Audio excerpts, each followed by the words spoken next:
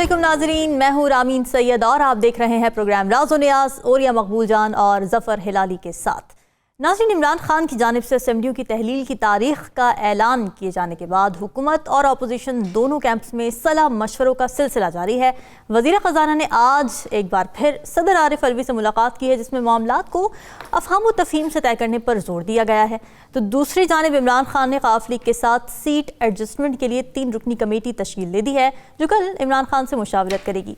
अब आगे क्या होता है, मामलात किस तरफ जा रहे हैं, इस पर प्रोग्राम के पहले हिस्से में बात होगी।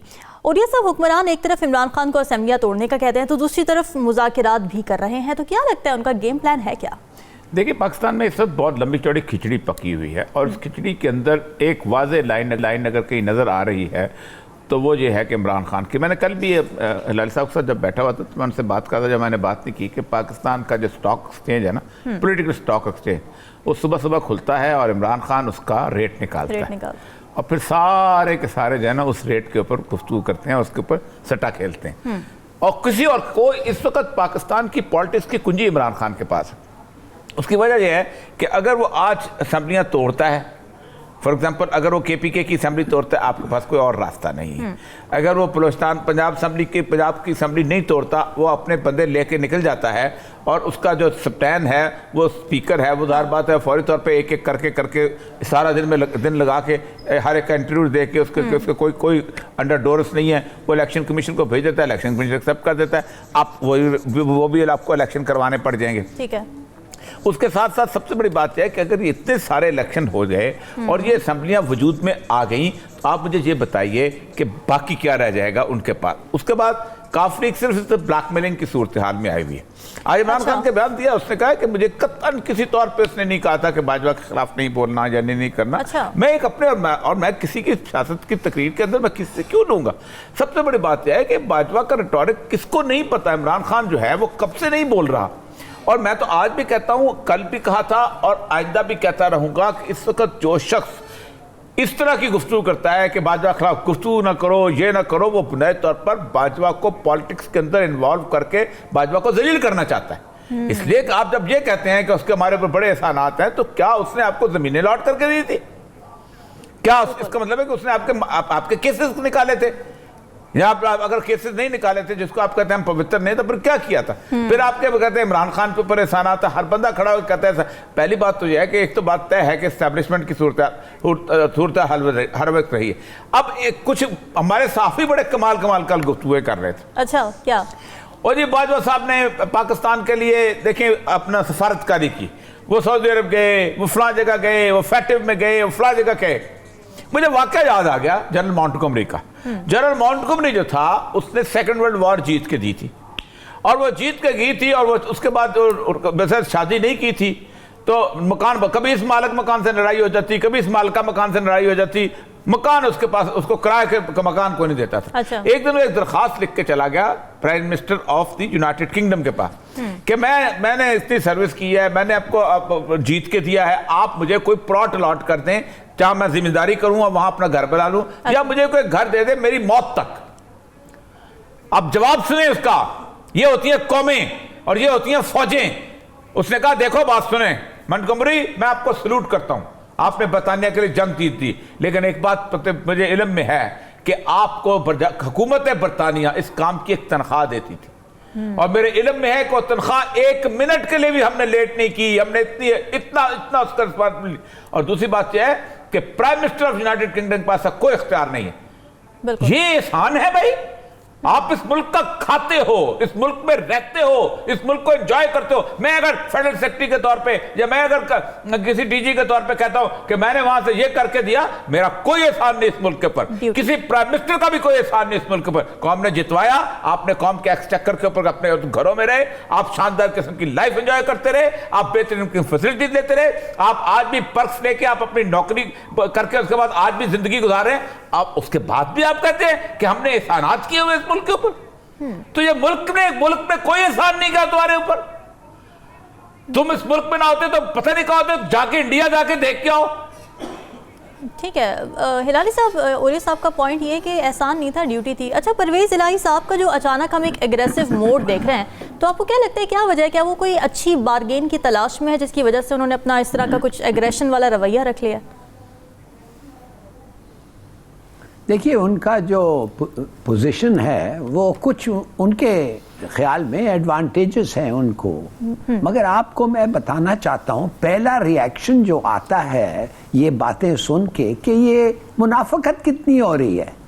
मरियम औरंगजेब और राना सनाउल्लाह साहब जाके कहते हैं कि हम तुम्हें डेयर करते हैं, डिसॉल्व करो।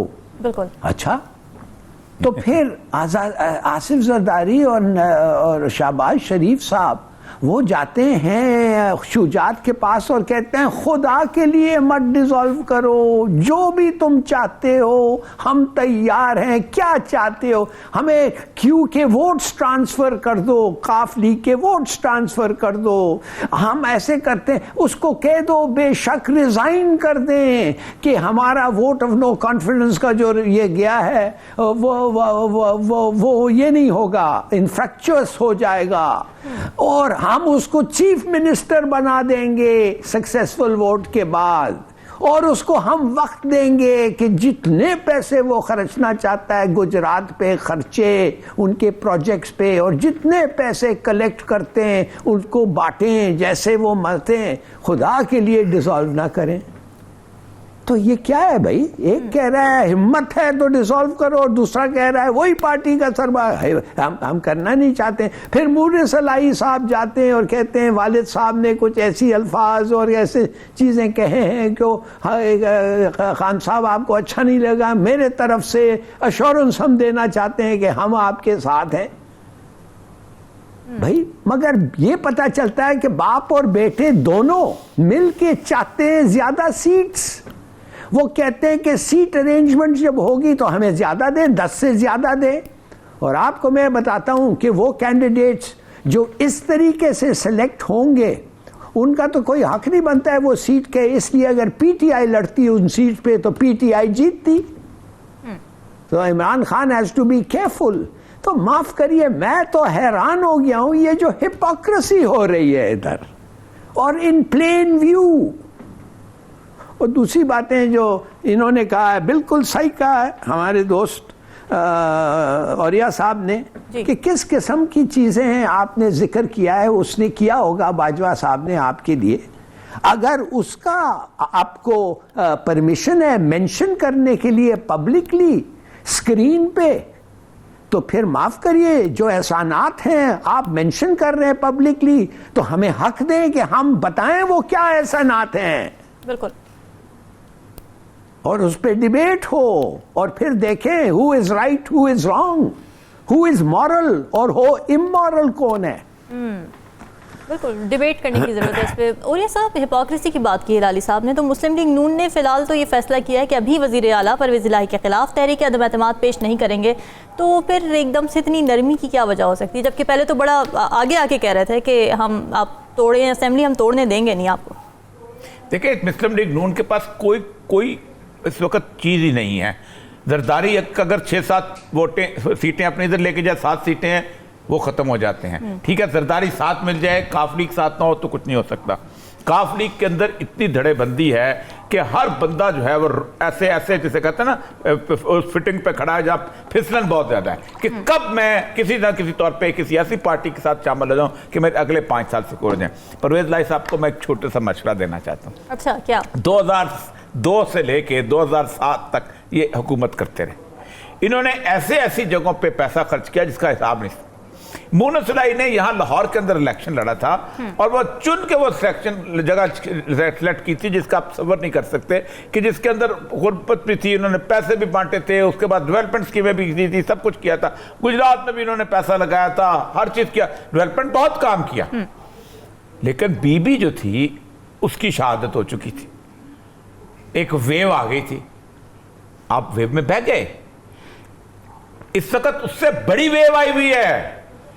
आप 10 लाख रुपया क्या 10 अरब रुपया भी आप देंगे ना उन लोग अपने एमपी, तब भी कुछ नहीं होने वाला अगर आप ये समझते हैं कि आपके डेवलपमेंट वर्क से होगा तो फिर तो नवाज शरीफ ने बहुत ज़्यादा किए हुए वर्क, फिर तो शहबाज शरीफ ने बहुत ज़्यादा वर्क किए हुए। लेकिन वो जो है वो बेसिकली जिसे कहते हैं ना वो दिखाने के वाले कि जो नज़र आने के लिए शोकेस प्रोजेक्ट जिसे कहते हैं वो चीज़ें हैं। असल मसला ये नहीं है, मसला ये है कि इस वक्त भी इमरान खान ने इनको ऑफर किया कि आप पीटीआई में शामिल हो जाएं। बिकम पार्ट ऑफ पीटीआई कौन सा उलमा की पार्टी है या पीटीआई कौन सी ऐसी पार्टी है कि जिसके अंदर आपको तहज्जुद गुजार या आबद-ओ-ज़ाहिद और नेक लोग चाहिए। एक पार्टी है जैसे बाकी पार्टियां होती हैं, उसमें एक सिर्फ यह है कि उसकी एक कैंपेन है जो करप्शन के खिलाफ है, आपको उस कैंपेन का हिस्सा बन जाना चाहिए अगर आप वाकई समझते हैं करप्शन। लेकिन अगर आप ये समझते हैं कि एस्टैब्लिशमेंट, फिर मैं बात बताऊँ, एस्टैब्लिशमेंट ने 88 में दाखिला शुरू किया था, 88 में इन्होंने IGI बनाई थी। मैं बार बार दोहराता हूं, ये पूरी कोशिश की थी। जनरल हमीद गुल वॉज DG ISI, वो खुद कहता था, डंके की चोट पे कहता था मुझ पे मुकदमा चलाओ। 61 सीटें ले सके थे और बेनजीर की 81 सीटें थी। इनकी ये औकात है एस्टैब्लिशमेंट की। उसके बाद सेकंड टाइम जब इन्होंने मुदाखलत की, कब की आपने? मुशर्रफ के दौर में। मुशर्रफ प्रेसिडेंट था। इलेक्शन कमीशन आपका अरशाद हसन खान जिसका उनका इलेक्शन कमीशन का सबको पता है, ठीक। 2002 के अंदर पूरी की पूरी हर चीज नैब के केसेस आपने बनाए, लोगों को पकड़ पकड़ के कहा इस पे शामिल हो जाओ, इस पे शामिल हो जाओ। कितनी सीटें ली? आप सिंपल मेजॉरिटी नहीं ले सके। बेनजीर को आपने रिक्वेस्ट की, सिकंदर जो था वो, फैसल सालेयात, 13 बंदे पीपल्स पार्टी के तोड़े, फ्लोर क्रॉसिंग करवाई, पैट्रियट पीपल्स पार्टी बनवाई। उससे उन्होंने क्या किया आपने? बंदे को जफरुल्लाह जमाली की मेजॉरिटी फिर भी पूरी ना हुई, आजम तारक को जेल से निकाला। अगर आप समझते हैं कि बाजवा साहब या उनकी इस्टेब्लिशमेंट जो है वो आपको इलेक्शन जितवा सकती है, ये भूल जाएं। ये ख्वाब है, ये हर एक का ख्वाब है। ये इतना कर सकती है कि कान से पकड़ के खानेवाल के MPA को या मियाँ चन्नू के MPA को या कोहाट के MPA को या खुशदार के MPA को, MNA को कहे कि ना फलां की पार्टी में शामिल हो जाओ। इससे ज्यादा इसकी इनकी एस्टैब्लिशमेंट की हैसियत ही नहीं है। हमने इलेक्शन करवाए हुए हैं। पाकिस्तान में इलेक्शन डे के ऊपर धांधली करना नेक्स्ट इम्पॉसिबल है। ये शोर सब बजाते हैं, धांधली वाली वहां नहीं हो सकती। ये प्री प्लान किस्म की धांधलियां होती है, वो भी अब एस्टैब्लिशमेंट के बस की बात नहीं रहेगी। इसलिए फेयर पॉलिटिक्स खेलो। और परवेज़ साहब, मैं आपसे मोहब्बत है, आपके शहर का हूं, फेयर पॉलिटिक्स खेलो। उसमें हार भी हो जाए तो आपकी जो उम्र है उसके अंदर आप पूरी जिंदगी के लिए आपका नाम रह जाएगा, जैसे चौधरी ज़ौहर का नाम रह गया हुआ है। ठीक है हिलाली साहब, चौधरी शुजात हुसैन ने कहा है कि आम इंतखाबात उनको जल्द नजर नहीं आ रहे हैं और पंजाब में अच्छा होने जा रहा है। तो क्या लगता है मुमकिन तौर पे पंजाब में क्या अच्छा होने जा रहा है? इसके माने उनका ख्याल है कि उनका ये जो साजिश है ये चल गया।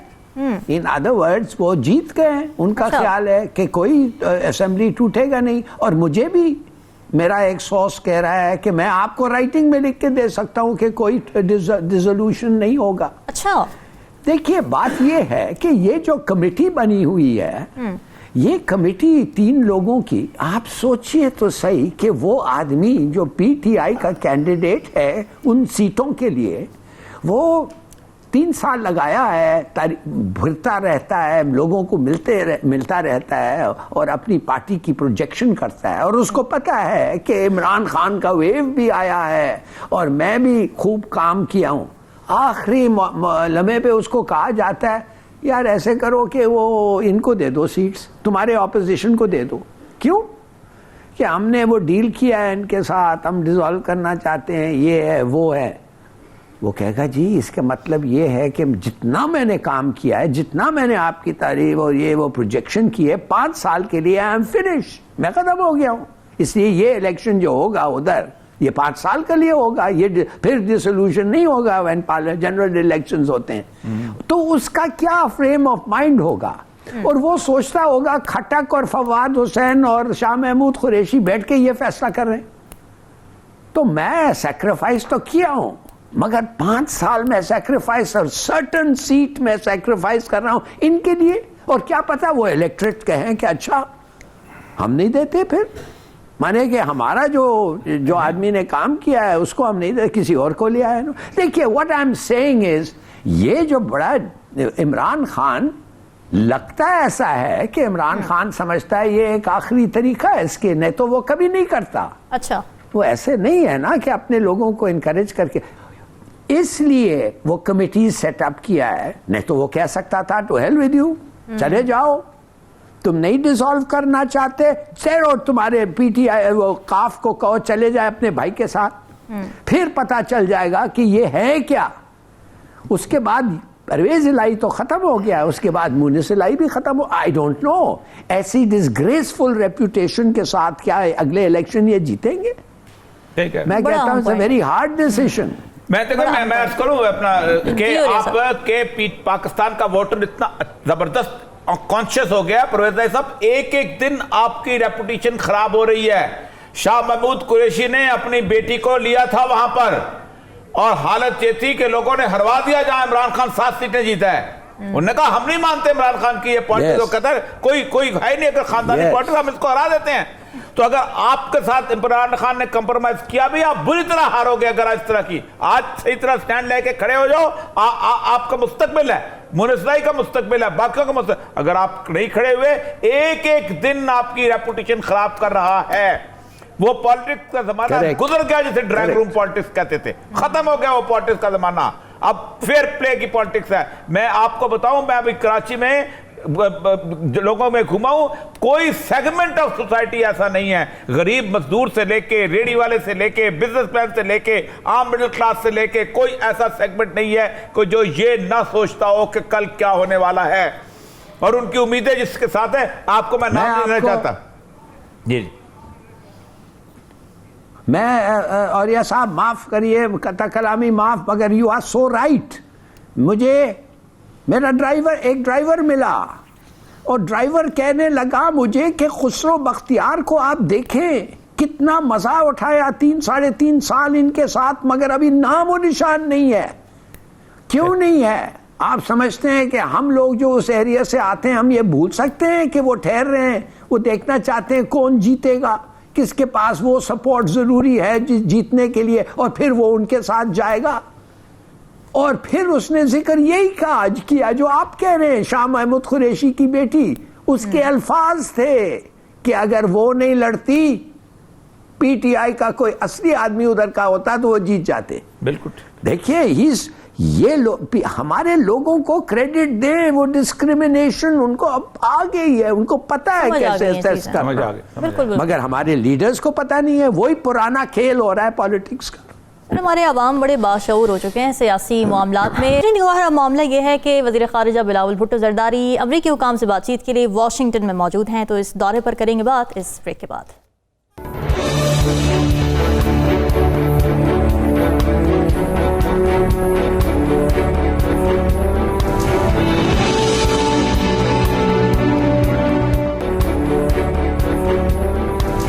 Welcome back. वज़ीर ख़ारिजा बिलावल भुट्टो ज़रदारी अमरीकी हुकाम से बातचीत के लिए वाशिंगटन पहुंच चुके हैं। वहां क्या मुशावरत होगी और कौन से इशूज़ ज़ेर गौर लाए जाएंगे ये भी वाज़ेह नहीं है, लेकिन अगर इस बातचीत के नतीजे में दोनों मुल्क एक दूसरे के करीब आते हैं और उनके ताल्लुकात मजबूत होते हैं तो मौजूदा हालात में यकीनन एक मुस्बत पेशरफ्त होगी। हिलाली साहब, बिलावल भुट्टो के इस दौरे की क्या सिग्निफिकेंस देख रहे हैं आप? क्या पाक अमरीका ताल्लुकात में कोई ख़ास पेशरफ्त होने वाली है? मेरे ख्याल में जब से ये रेजीम चेंज हुआ है और बिलावल आया है, बिल्कुल हुई है और अच्छा। मेजरेबली हम जो हैं उनके साथ नज़दीक आए हैं और मेरे ख्याल में इस दौरे के बाद भी आएंगे। देखिए बात सीधी सादी है, वो गया क्यों? वो गया इसलिए है, मेरे ख्याल में 2 वजह थे। एक तो ये जो IMF ट्रांच है, जो थोड़ा सा ये था कि शायद ये ना मिले, मगर मिलेगा, मगर जल्दी इतनी देर से मिलेगा कि काफ़ी असर होंगे और ये गवर्नमेंट को फिर ऐसे स्टेप्स लेने पड़ेंगे, इकोनॉमिकली अनपॉपुलर स्टेप्स, नेसेसरी मगर अनपॉपुलर, कि इनका पॉपुलैरिटी इस पे बहुत इम्पैक्ट होगा। तो वो मेरे ख्याल में पहली चीज़ जो है वो जाके वो कहेगा खुदा के लिए इनको कहें कि ये हमें अपना ट्रांच दें इसलिए, और या मीटिंग पे आएं और दें इसलिए कि इनका 1.5 बिलियन से कुछ नहीं होगा, मगर ये बायलैटरल चैनल्स जो हैं और मल्टीलैटरल चैनल जो इस वक्त बंद हुए इसलिए कि IMF का प्रोग्राम पे स्टॉप आ गया है, उससे खुल जाएंगे। ये एक दफ़े हमें थोड़ा सा दें तो ADB, world bank, Saudi Arabia, China और सब लोग वो आ जाएंगे। अच्छा। और साथ साथ उनको ये ज़रूर कहा होगा कि देखिए हम लोग के लिए हम क्या क्या नहीं कर सकते आपके तरह, ये आपके पास एक मौका है। आपको मिलिट्री सपोर्ट, ओवरफ्लाइट्स, क्या पता बेसिस, इंटेलिजेंस शेयरिंग, हमारे फौज से जो हर वक्त आपका और हमारा फौज का बड़ा अच्छा ताल्लुकात है, तो ये सब चीज़ें, और हमें बुरी तरह कोऑपरेशन चाहिए इसलिए कि टेररिज्म का जो थ्रेट है ये फिर आ रहा है। तो इसके लिए आपके लिए, हमें लिए, सबके लिए ये ज़रूरी है कि हमारा गवर्नमेंट को आपका पॉलिटिकल और डिप्लोमेटिक सपोर्ट हो। और ये जो गवर्नमेंट थी जो आ जाएगी, अगर इस तरह हमारा परफॉर्मेंस पे इतना बुरा हो इसलिए कि वो IMF के एड वेड नहीं सोचता है, तो ये सब चीज़ है जो फ्रैंकली अगर आप अभी उठे और खड़े और ये इनकरेज नहीं करें और इस प्रोसेस को शुरू ना करें तो रिजीम चेंज का तो फ़ायदा ही नहीं हुआ। ये तो इमरान खान आराम से आ जाएगा और हमारी बड़ी पिटाई होगी। मेरे ख्याल में ये अगर इन अल्फाजों में नहीं कहेगा, this is the purpose of his message, ये है the thrust of his message. ठीक है। और ये सब हिलाली साहब ने जो पॉइंट दिया है, आपको लगता है कि क्या ऐसे मुज़ाकरात हो सकते हैं इस दौरे में कि PDM को अनपॉपुलर डिसीजंस ना लेने पड़े? देखिए, पहली बात तो ये है कि जब भी पाकिस्तान की हालत बदली है ना जी, वो लोन से नहीं बदली, अमेरिकन एड या कोई असिस्टेंस प्रोग्राम आता है उससे बदली है। मैं पिछले दिनों स्टडी कर रहा था कि ये डिक्टेटर्स के ज़माने में इतनी तरक्की कैसे हो जाती है। अच्छा। जबकि बाकी जगहों में इतनी तरक्की नहीं होती। तो आप सोच नहीं सकते, एक तो होता है आपका लोन, IMF का प्रोग्राम आया उसके हिसाब से आपने लोन लेने शुरू किए, लेकिन 1977 तक तो आपने इतने ज़्यादा लोन लिए ही नहीं थे। लोन्स का तो आपका रिवाज शुरू हुआ है 1991-2 के बाद से। उससे पहले तो आपने नहीं, पहली जो इवन बेनज़ीर गवर्नमेंट ने थोड़ा लोन लिया था कि बाद की गवर्नमेंट में ज़्यादा लिया। लेकिन USAID program, American assistance program, मैक्सी पाक प्रोग्राम, मेरी पाक प्रोग्राम, PL480, ये वो चीज़ होती है कि जो आपको एकदम थोड़ी बहुत असिस्टेंस में लेके आती है। और दूसरी बात होता यह है कि आपके पास डॉलर आ जाते हैं। PL480 तो उन्होंने डॉलर का नहीं रखा हुआ था, वो तो पाकिस्तानी रुपये का प्रोग्राम था, क्योंकि वो जो पैसे जहाँ से हम उनसे गंदम लेते थे वो यहीं सफारत खाने में जमा हो जाते थे, वो फिर हमारे लोगों को बांटे जाते थे, जिससे हमारे लोगों को वो जैसे कहते हैं वो ख़रीदते थे अमेरिकन जो थे। ये उस ज़माने में खुद शाह लिखते हैं कि वो PL480 का एग्रीमेंट इसलिए किया था। मेरा ख्याल ये है कि पाकिस्तान को अगर अमेरिका चाहेगा तो अमेरिका को के पाकिस्तान जो है वो उस क्लैन में आ जाए और चाइनीज़ क्लैश में आ जाए, या वो हमारे स्क्वाड का हिस्सा बन जाए, या वो कंटेनमेंट ऑफ चाइना का हिस्सा बने, तो अमेरिका को इस एग्रीमेंट के बाद पाकिस्तान को असिस्टेंस देनी पड़ेगी। वरना IMF प्रोग्राम अगर आपका आ भी जाए तो आपने दुनिया में कोई ऐसा भी फाइनेंशियल इंस्टीट्यूशन नहीं है लोन गिविंग जो जिससे आपने ऑलरेडी कर्जा नहीं दिया हुआ और आपने उसकी लोन उसका देना नहीं। अगरचे कि आपका साइज ऑफ इकॉनमी इतना छोटा नहीं है, आप वो उससे पैसा और लेके उसको अदा करके थोड़ा सा अपने पास रख के चला तो सकते हैं। लेकिन असल मसला ये है कि इस वक्त तो आपको दांतों से पकड़ के भी डॉलर जो हैं वो आप अपनी इकॉनमी नहीं चला सकते। पहली दूसरी बात ये कि क्या बिलावल के पास PDM की गवर्नमेंट का पूरा इख्तियार मौजूद है? ये बड़ा अच्छा पॉइंट। क्या एस्टेब्लिशमेंट का इख्तियार मौजूद है? जितने भी आज इससे पहले नेगोशिएशंस होते रहे हैं वो हमारे एस्टेब्लिशमेंट और गवर्नमेंट ये दोनों साथ करते रहे हैं। आपको पता है पहले राहिल शरीफ गया, फिर उसके बाद नवाज शरीफ गया, पहले क्या नहीं गया, उसके बाद दूसरे ये लोग जाते रहे। अच्छा, उस तरह हमवार कर करा के वो आते रहे। अब यहाँ तो अभी तक तो बंदा ही नया आया, लेकिन सेंटकॉम का बंदा चला गया। मुझे अच्छी तरह याद है कि जिस वक्त Abdul Sattar was the foreign minister तो पाकिस्तान को बड़ी एड की जरूरत थी, पैसे की जरूरत थी, तो पाकिस्तान को कशकोल दे के भेज दिया उन्होंने। लेकिन उसको इनकार कर दिया उन्होंने। अच्छा। उन्होंने कहा नहीं नहीं जाओ गुम हो जाओ। और उसके बाद पता है कौन गया था? कौन? General Mahmood DGISI। अच्छा। And he met George Tenet, और जॉर्ज टेनेंट ने महमूद को कहा कि आपका अब जरूरत हमें नहीं है, इसलिए कि अफगान वॉर इज ओवर, अब आप डन डन डन डन डन ठुनठुना बजाओ, ठीक खत्म, जो जो जाओ जाके झुंझुना लो झुंझुना वाली बात उन्होंने वापस कर दिया। अच्छा। और महमूद कहता है मैं वापस आ गया। लेकिन पाकिस्तान की किस्मत बहुत अच्छी थी, वो वापस आया है 10 तारीख को और 11 तारीख को 9/11 हो गया। और जब 9/11 हो गया तो हमारी हेड, अब वो जो ट्रंप पता है क्या कहता है, जो ट्रंप हमें गालियां देता था वो क्यों देता, कहता हमने इतना पैसा दिया इनको, इतना पैसा दिया, इतना पैसा दिया, इतना पैसा दिया, क्यों नहीं करते हमारे लिए काम। तो ये क्या है, मांगने के लिए अपने तौर पर कि हमें कुछ पैसे दे दो। IMF से भी हमारा मसला हल नहीं होता। मैं जहां तक अगले सेगमेंट में बात करें, IMF से हमारा मसला भीख से हल होता है, जिसको एड कहते हैं, AID। ठीक है हिलाली साहब, पाकिस्तान की मगरबी सरहद पर जो मामला चल रहे हैं तो उनको अगर सामने रखा जाए तो इस दौरे की क्या अहमियत हो सकती है?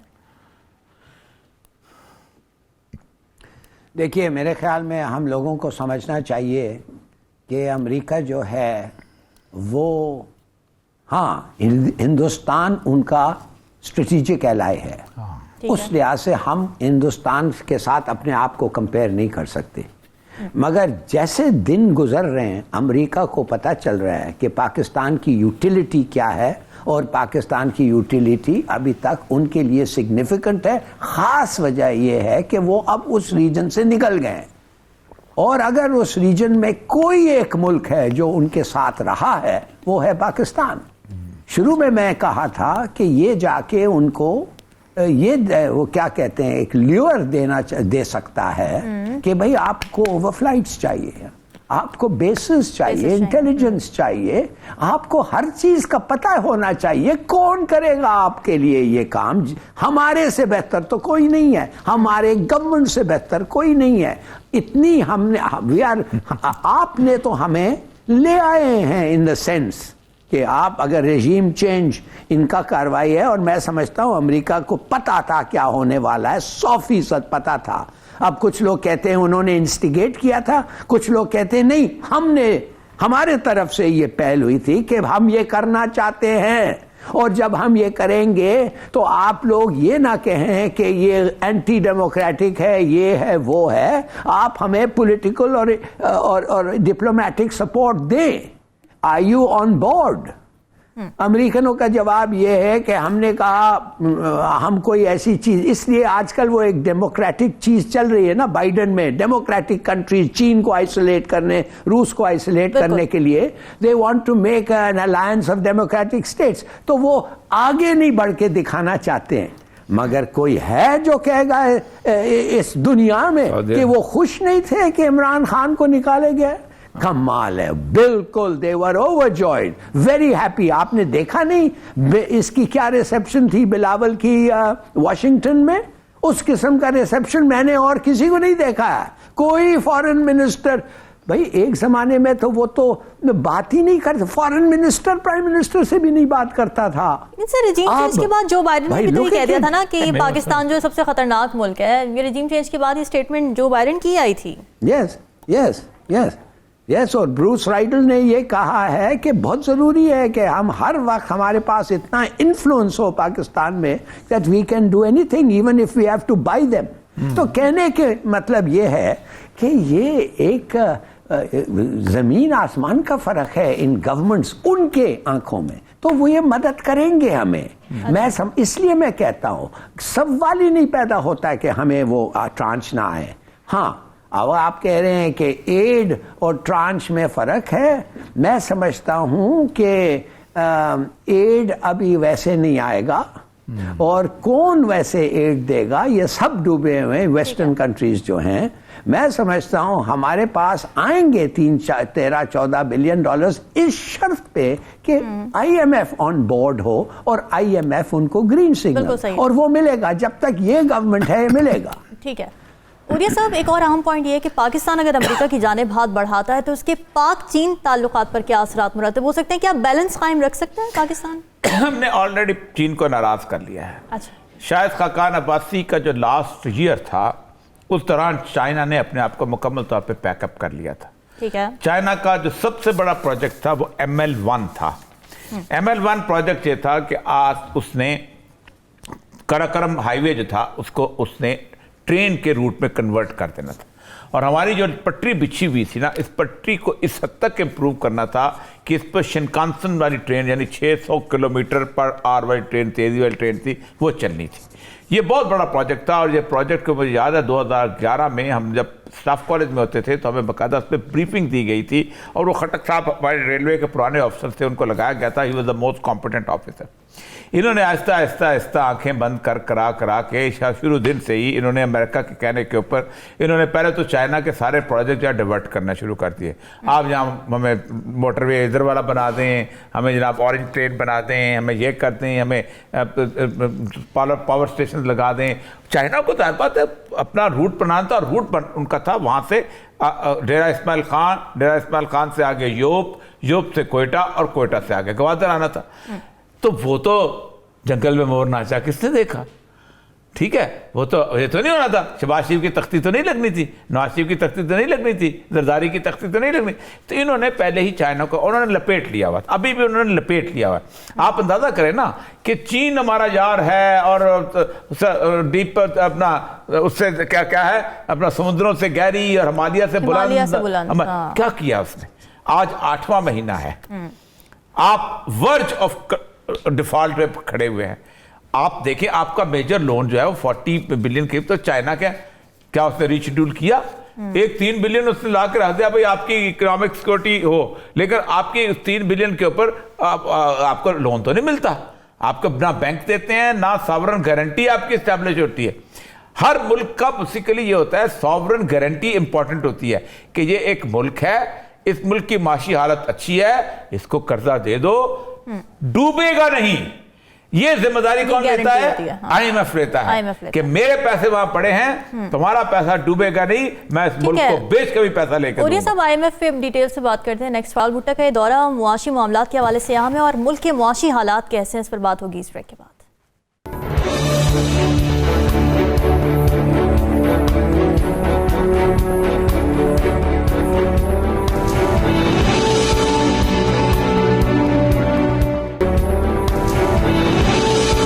Welcome back. नाज़रीन, मुल्क के मुआशी हालात पर कोई भी मुतमईन नहीं है, लेकिन हुकूमत की जानिब से इस पर कोई ख़ास तवज्जो नज़र नहीं आती। कोई नहीं जानता कि हुक्मरानों के मुआशी इस्तेहकाम के हवाले से शॉर्ट टर्म या लॉन्ग टर्म पॉलिसी क्या है, और मुआशी इस्तेहकाम के लिए कोई सोच विचार हो भी रही है या नहीं। ऐसे में मुल्क के डिफ़ॉल्ट होने या ना होने के बारे में चहमगोइयों का सिलसिला भी जारी है।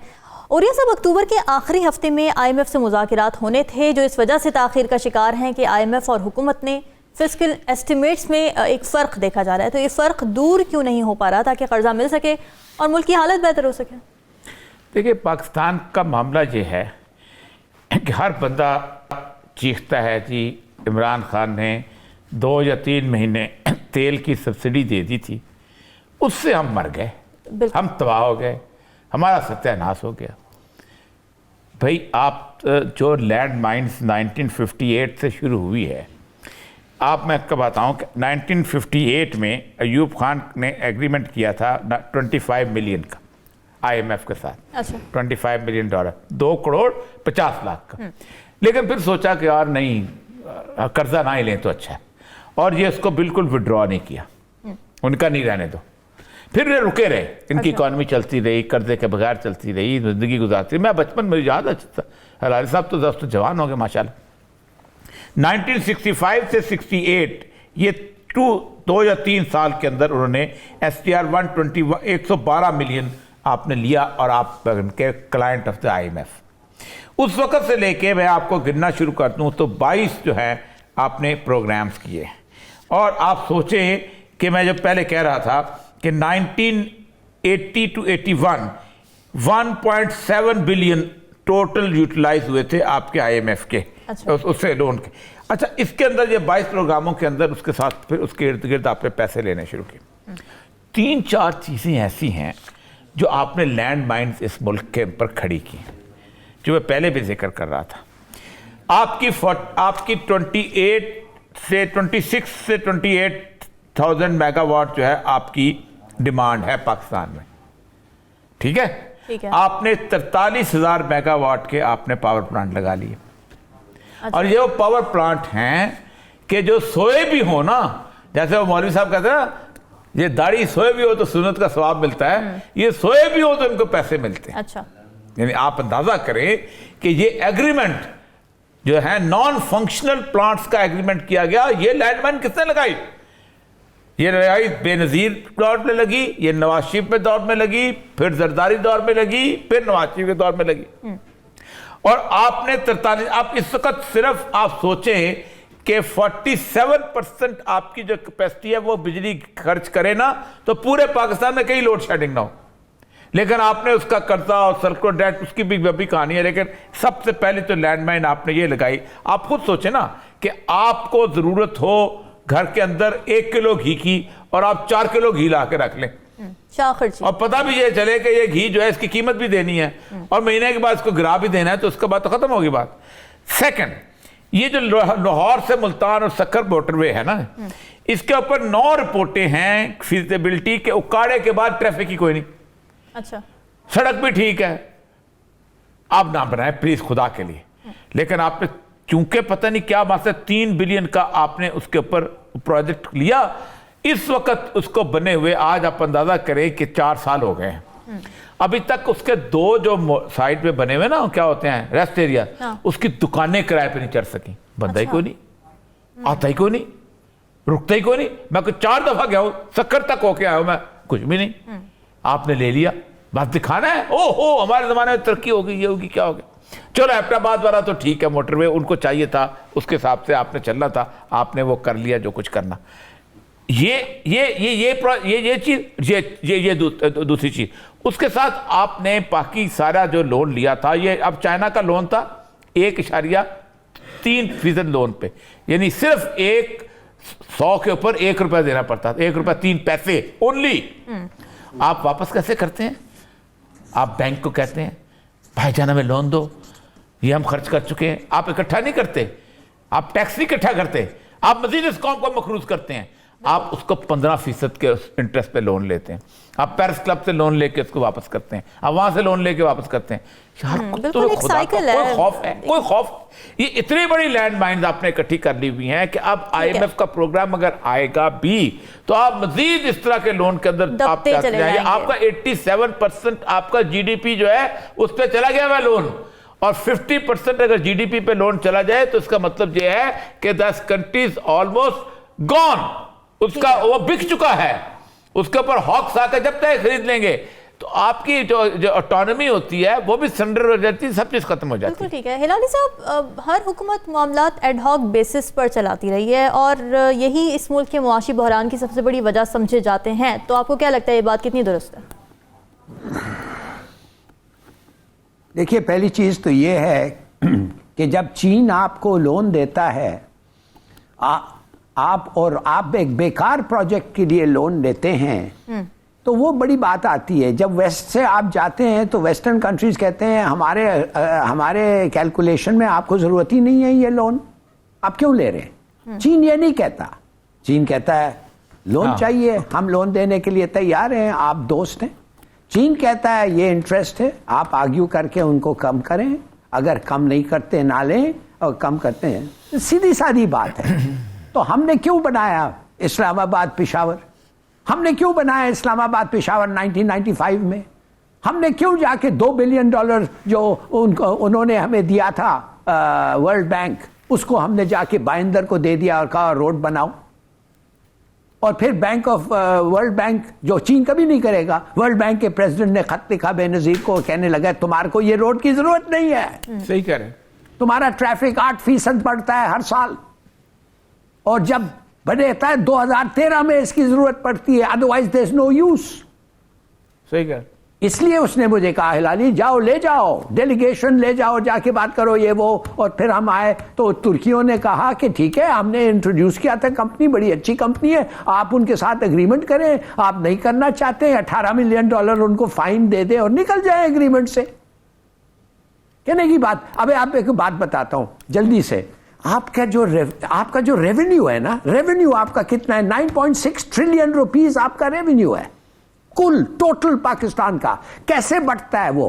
5 ट्रिलियन सूद में जाता है। अच्छा, 5 ट्रिलियन, 610 बिलियन पेंशन में जाता है, 1.6 ट्रिलियन जाता है डिफेंस पे, 4.3 ट्रिलियन जाता है फ्यूल पे। सही है। आपका 4 बिलियन का खसारा होता है before you even start spending. और फिर आप किस चीज पे? Day to running government expenditure, day to day जो इस्लामाबाद का गवर्नमेंट है वो डे टू डे एक्सपेंडिचर में 400 बिलियन खर्च रहा है। उधर कमी हो सकती है, कितनी कमी हो सकती है? क्या तनख्वाह कम कर देंगे आपको? और किस चीज पे हो सकता है? आप प्रोजेक्ट्स, गवर्नमेंट डेवलपमेंट प्रोजेक्ट्स कम कर सकते हैं, मगर आप नहीं कर सकते कम। जो प्रोजेक्ट 50% कंप्लीट है उसको क्या करेंगे आप? तो दीज आर रीजंस कि आप अपने आप को इतना बुरा इकोनॉमिक मैनेजमेंट किया है कि यू डिजर्व इट। बिल्कुल ठीक है। बहुत अहम पॉइंट्स दिए आपने हिलाली साहब। नाज़रीन, जैसा आपने सुनी, कल हाजिर होंगे मजीद अहम मौज़ूआत के साथ। हमें दीजिए इजाज़त। अल्लाह हाफ़िज़।